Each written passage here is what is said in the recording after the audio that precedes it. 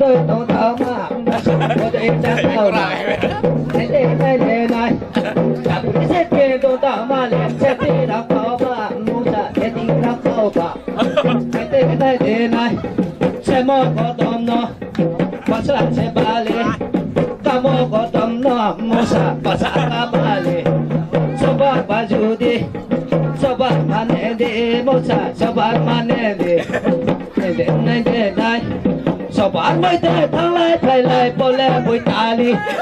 số ba mới thế thằng lại phải lại bỏ lẽ bụi ta là số ba mới thế na xí lên à có sẽ răng khâu tay có sẽ đi tung tay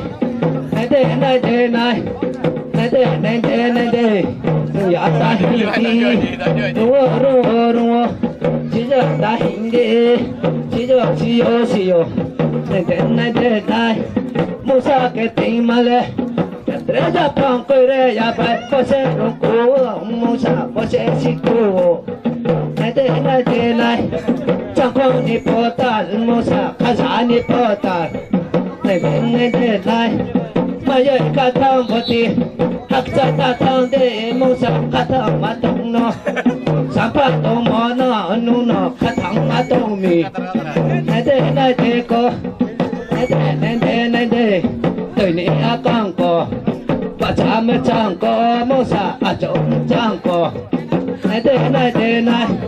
sao bán người ta na xí lên à có xe toàn mở bài này ba la thì lệ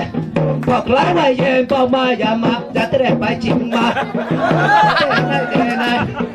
nó sung mô tồn nó sung mô tồn